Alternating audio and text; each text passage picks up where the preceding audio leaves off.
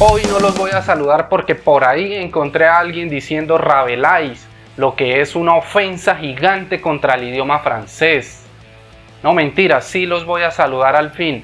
Hola, ¿cómo están? Mi nombre es Sergio Andrés Pérez y hoy vamos a seguir hablando sobre educación y también vamos a seguir hablando de por qué los maestros enseñan lo que enseñan en las aulas de clase. Y de cierta forma, pues yo entiendo a aquella persona que dijo Rabelais, pues es muy confuso entre la A y la I, suene como una E. Pero hoy nuestro tema no es sobre idiomas ni sobre lingüística, sino es sobre la educación según Rabelais, un autor francés que a pesar de que todo el mundo lo conozca como un escritor, fue también un pedagogo, y hoy vamos a hablar de su vida y vamos a hablar de su obra. Y muchos me dirán, Sergio, pero es que Rabelais es un autor que escribió una obra literaria, él no propuso algo sobre educación. Y yo les voy a decir claro que sí, es que en la obra que él escribió sobre Gargantúa y Pantagruel deja las primeras nociones sobre la educación o el modelo educativo que él propuso.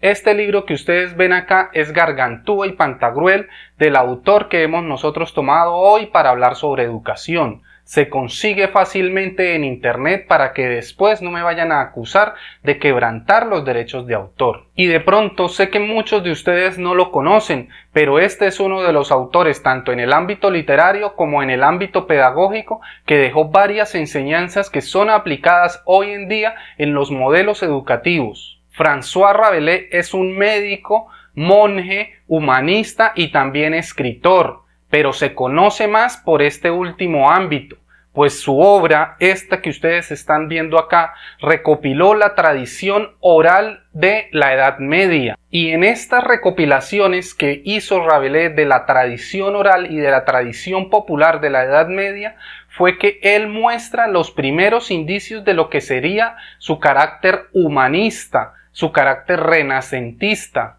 Y en ese estilo humanista, Rabelais también pone una sátira hacia lo que era la tradición oral, hacia lo que eran los modelos pedagógicos tradicionales de ese momento.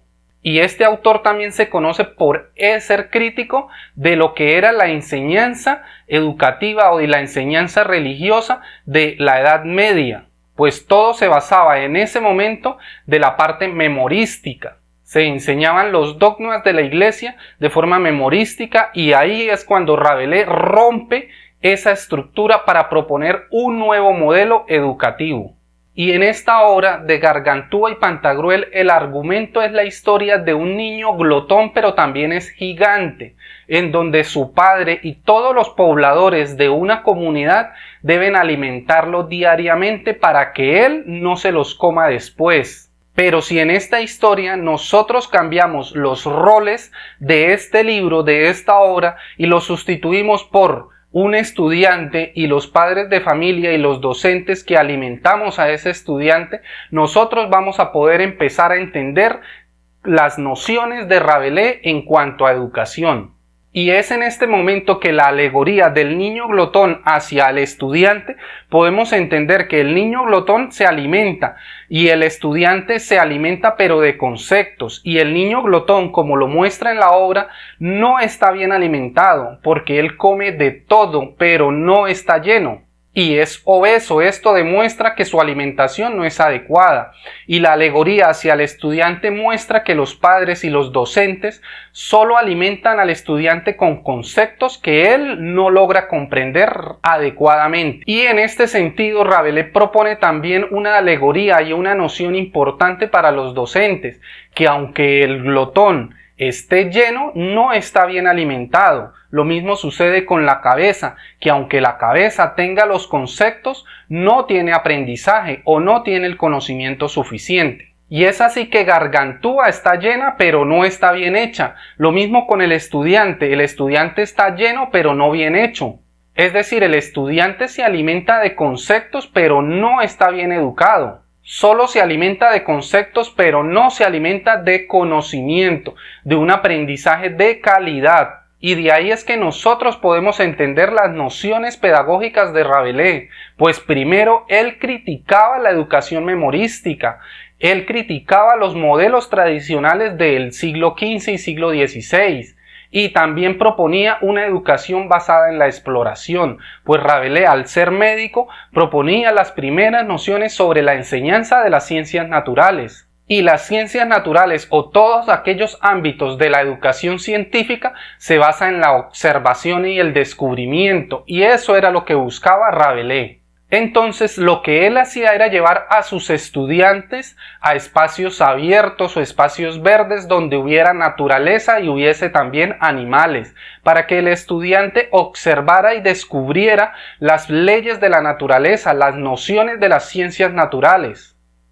De ahí él, como profesor, como docente, aprovechaba para explicar esas nociones y esas leyes. También su modelo de enseñanza de las matemáticas era particular, pues él no enseñaba de la forma tradicional esta asignatura, pues él no solo enseñaba los conceptos, sino también su practicidad, pues él ponía a los niños a jugar con naipes para que ellos conocieran, primero, los conceptos y segundo, las operaciones. Y como era un gran defensor del humanismo, también él se oponía a los dogmas. Y aquí hay un hecho contradictorio de su vida, pues aunque era monje, él estuvo en contra del teocentrismo. Y su modelo de enseñanza siempre ponía en duda todo aquello o todos los conocimientos que existían o que se conocían en ese momento. Es decir, él estaba en contra de los dogmas, no solo de la Iglesia Católica, sino también de aquellos dogmas científicos. Pero hay que recordar muy bien que él era monje y era muy creyente, y aunque ponía en duda los dogmas, seguía enseñando religión. De ahí también él proponía una de las frases más polémicas: haz lo que quieras. Eso es mismo le enseñaba a sus estudiantes, pero en el ámbito educativo, cuando ellos salían a investigar, a observar todo lo referente a las leyes de la naturaleza.